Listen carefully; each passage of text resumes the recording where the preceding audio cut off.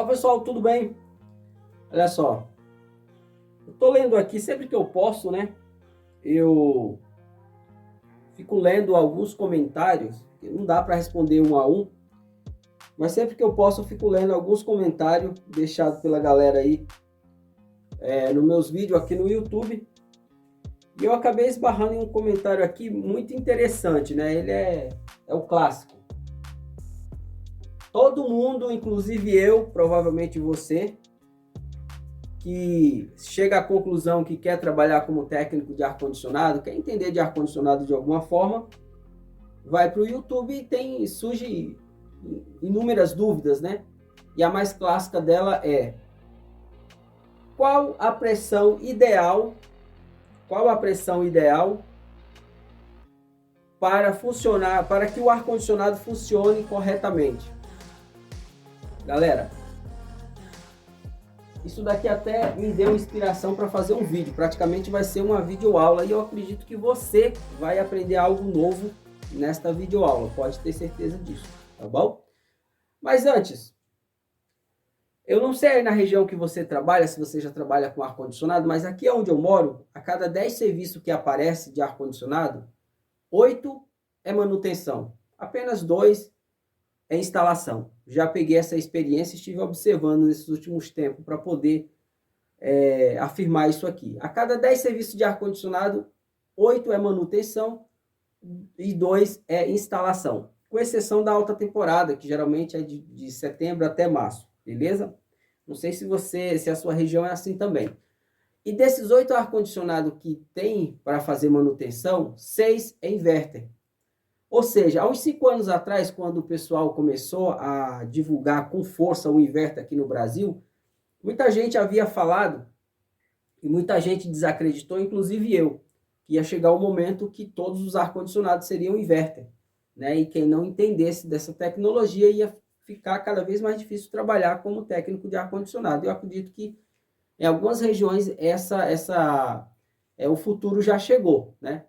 Essa profecia já, digamos assim, já está sendo cumprida, tá bom? E o que eu quero dizer com isso? Se você precisa se especializar em instalação e manutenção de ar-condicionado de 9 a 60 mil BTUs, incluindo piso-teto, cassete, incluindo comandos elétricos para ar-condicionado e refrigeração, elétrica básica para ar-condicionado e refrigeração, incluindo conserto de placa, tudo junto no mesmo curso, eu vou deixar o link deste curso fabuloso aqui na descrição do vídeo, com 300 videoaulas, grupo de WhatsApp, um ano de acesso ilimitado na plataforma e o que é melhor, é um dos poucos cursos onde você consegue falar com o cara que gravou as videoaulas. Os demais cursos não acontece. Manda um e-mail, fala com a minha equipe, não. Qualquer uma das 300 videoaulas que você assistir e não entender, pode me chamar no Zap. Beleza? Bom, pessoal, eu tenho aqui uma máquina da LG com o fluido refrigerante R410A de 2.000 BTUs. Logo aqui eu tenho uma da Fujitsu de 18.000 BTUs também com R410A. Eu tenho aqui uma máquina da Eugene de 12.000 BTUs com R22 e tenho aqui um ACJ também com R22, só que ele está com um compressor de 7,5, né? 7.500 BTUs, tá? Agora, olha só que informação interessante. A Fujitsu, acho que é assim que se escreve, a Fujitsu de 18.000 com 410A ou a LG de 12.410A, as duas em pleno funcionamento, elas podem estar com a mesma pressão, 120 PSI, mais ou menos 120 PSI, tá? A gente vai trabalhar nesse mais ou menos aqui, já já você vai entender por quê. O ACJ com compressor de 7,5K R22 ou a Eugene de 12K com R22, os dois em pleno funcionamento podem estar com 60 PSI, beleza? Ou seja, não é a quantidade de fluido com algumas variantes aí, com algumas variáveis, tá? Não é a quantidade de fluido que determina a pressão de trabalho, tá bom? Por quê? Porque não se deve utilizar a pressão como parâmetro para você ajustar o fluido refrigerante dentro do ar-condicionado.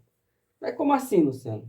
Como que eu vou, então, saber qual que é o parâmetro, então? Seguinte, na lateral dos equipamentos, tem uma etiqueta. Vou dar um exemplo aqui da LG. Vai estar dizendo assim, olha, ou no manual. Às vezes a máquina é usada e não tem manual. Mas vai estar dizendo assim, olha, a LG, até 7,5 metros de tubulação, coloque um exemplo aqui, tá?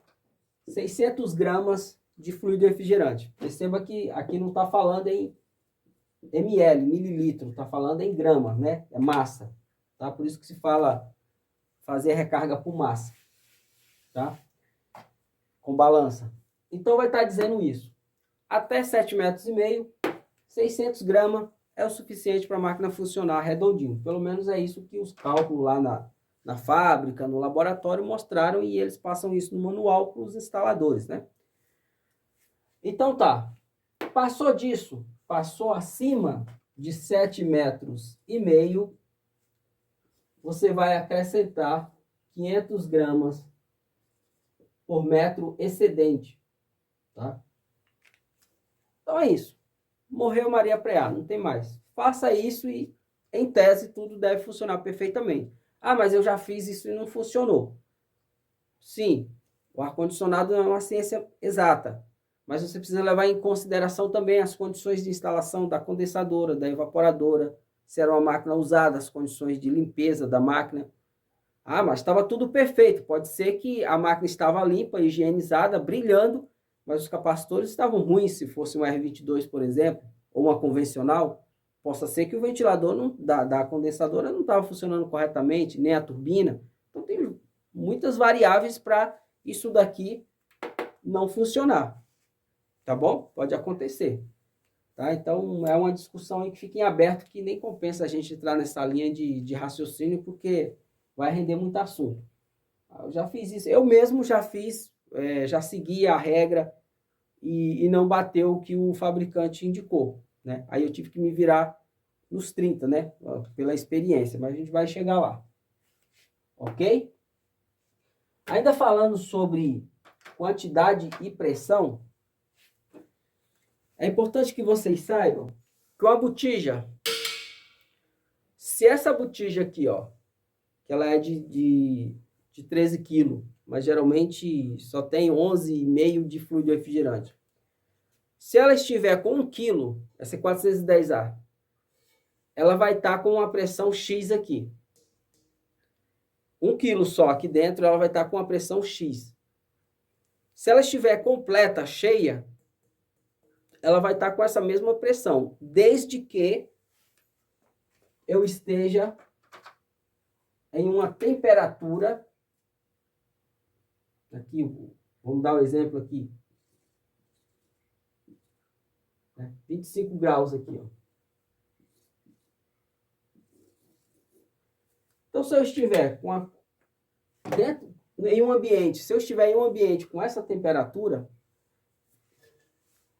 pode ter 1 quilo aqui ou 11 quilos, vai ter a mesma pressão, tá? Em torno de 210, 220 PSI no máximo. Agora, se eu tiver com 1 quilo de fluido refrigerante aqui, em uma temperatura de 25 graus, vai me dar uma pressão. Se eu for para um ambiente ou para uma região onde a temperatura está aqui, ó, 38 graus, essa mesma quantidade de fluido vai te dar uma pressão muito maior, beleza? Bom, talvez para muitos as coisas que poderiam ser fáceis estejam bem mais complicadas, né? Porque a gente tem dois parâmetros aqui muito interessantes. Aliás, a gente tem aqui um parâmetro muito interessante, que é a metragem, tá? Mas, e digamos que uma hora dessa você vai fazer uma instalação, sei lá, um apartamento, que a tubulação foi passada pela construtora. Você não sabe, o cliente não sabe te informar qual a metragem. E aí? Como é que você vai usar esse parâmetro aqui de metragem para poder, com a balança, fazer o ajuste no fluido refrigerante? Existe ainda mais 2 parâmetros, acho que 3, a gente vai explorar todos eles aqui, que você pode usar, são técnicazinhas, né, dicasinhas de campo, que você pode usar para ajustar o fluido refrigerante. Um deles, se a máquina não for inverter, chama-se superaquecimento, tá? Se a máquina não for inverter. Só que tem um detalhe no superaquecimento que poucos sabem, tá? Eu aprendi isso em um dos cursos que eu faço aqui em São Paulo com frequência. Cada máquina de ar-condicionado deve ter o seu superaquecimento indicado pelo fabricante. Ou seja, você não pode pegar um manual da Eugene, onde está lá superaquecimento entre 7 e 12, um exemplo aqui, e usar esse aqui para um parâmetro de uma máquina da Eugene, da Carre, da Midea, né, da Daikin, que não seja inverter, tá? Que não seja motor inverter, compressor inverter. Você não pode usar esse mesmo parâmetro. Ah, Luciano, mas eu já fiz, já usei isso como um gabarito e a máquina rendeu bem. Tá, eu também já instalei centenas de ar-condicionado, fiz ajuste na carga de fluido refrigerante pela pressão e ela rendeu super bem. E aí? Simples assim. A máquina rendeu bem, gelou legal o ambiente, não quer dizer que aqueles parâmetros que você usou ficaram perfeitos, ficaram ajustados. Você entendeu? A máquina rendeu bem, legal. Tanto é que existe uma margem, né? Nunca que o superaquecimento o cara fala assim, é 1 ou 2, não. Ele dá uma diferença grande, é 7, 12, putz, às vezes você tem quase 12 números ali, porque ali existe uma variação grande, nem isso é perfeito, tá bom? Mas aprenda isso. Superaquecimento, se tu quer levar ao pé da letra, além da máquina estar instalada devidamente conforme o fabricante determina, em todos os sentidos, metragem, local da condensadora, evaporadora, né, ela está funcionando perfeitamente. Além de tudo isso, se faz necessário você saber o superaquecimento daquela máquina, daquele modelo, daquela marca, que está naquele manual. Não é genérico não, tá? Então, assim, é melhor você fazer de outra forma que a gente vai abordar aí, tá bom? Digamos que você vai instalar uma máquina, não sabe a metragem, porque já foi passada, está em cima do forno, embutida na parede. Tampouco você não sabe o superaquecimento, que você não tem o manual dela, ou tem o manual, mas não informa. E tampouco você não tem balança. E aí, Luciano, eu não sei a metragem, não tenho o manual, não tem nem balança, cara. Eu só tenho um manômetrozinho de ponteiro. E aí, cara, como é que eu faço para ter certeza que esse ar-condicionado vai ficar gelando bem dentro dos ajustes mais próximos possíveis, né, do indicado pelo fabricante? Tem como? Tem. Entendeu? Tá aqui o segredo. E ali a gente vai mudar a câmera ali para a bancada para a gente explorar. A maioria, não são todos, né? Mas a maioria dos instaladores de ar-condicionado usa o manômetro digital de ponteiro e geralmente se atenta só da escala de pressão, né? O restante das informações para ele não interessa. Às vezes nem procura saber para que serve, né? E aqui também você tem umas informações bem interessantes, tá? Que pode te ajudar a fazer o ajuste aí do fluido refrigerante. Pouca gente sabe, tá bom? Vamos conhecer então? Eu posso utilizar aqui, ó, 4 tipos de fluido com esse mesmo manômetro, ó, o 410A, o 134A, o R22 e o 404A. Essa escala aqui de fora é a escala em PSI, é a que eu falo, que geralmente é o que a gente mais foca, né? O restante a gente geralmente não liga muito. A gente vai muito pela pressão, tá? Mas digamos que você quer fazer a coisa assim o mais próximo possível, né? Da perfeição. Não vai estar perfeito, mas vai estar o mais próximo possível. Você pode usar essa escala daqui, ó, de baixo, como parâmetro para você ajustar o fluido refrigerante, tá? Da melhor forma possível. Como é que isso funciona? Digamos que você esteja trabalhando com 410A. O 410A, se a temperatura de evaporação ficar entre 0 e 3 graus, o ar-condicionado vai funcionar eu não diria perfeito, mas vai funcionar com uma exatidão, com uma eficiência próximo da perfeição, tá? Se você usar, por exemplo, se fosse o R22, aqui ó, o R22 já é essa escala aqui, ó, tá? A mesma coisa, vale o mesmo parâmetro, entre 0 e 3 graus. Só para vocês terem uma ideia, eu tô com um fluido conectado aqui. Então, vou ver se eu consigo liberar ele aqui para a gente fazer uma simulação.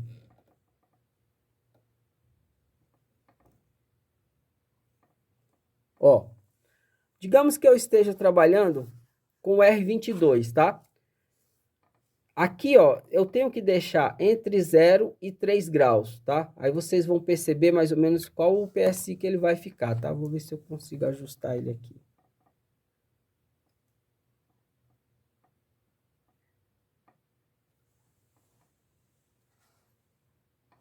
Mais um pouquinho.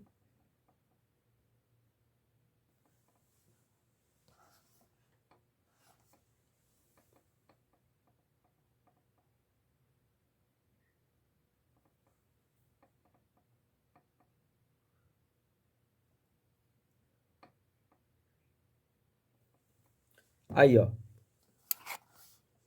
Percebam que aqui, ó, está em cima do 0 grau, ó, aqui, ó, na escala do R22, tá vendo? E a pressão aqui, ó, tá em torno de 54, quase 55 PSI, tá? Igual eu falei, geralmente você deixando entre 0 e 3 graus, que seria a temperatura de evaporação, tá? A pressão aqui, ela vai bater quase com perfeição, com a pressão como se fosse colocado por massa, né? Pode verificar a corrente também, que você vai ver que ela vai ficar bem próxima dos parâmetros, tá? Mesma coisa, e se fosse 410A, eu vou ter que levar esse ponteiro aqui, ó, a escala do 410A, essa de fora aqui, ó. Essa azul aqui, ó. Tá? Vou ter que ir até o 0 aqui, ó. Quer ver? Vamos ver quanto que a diferença da pressão.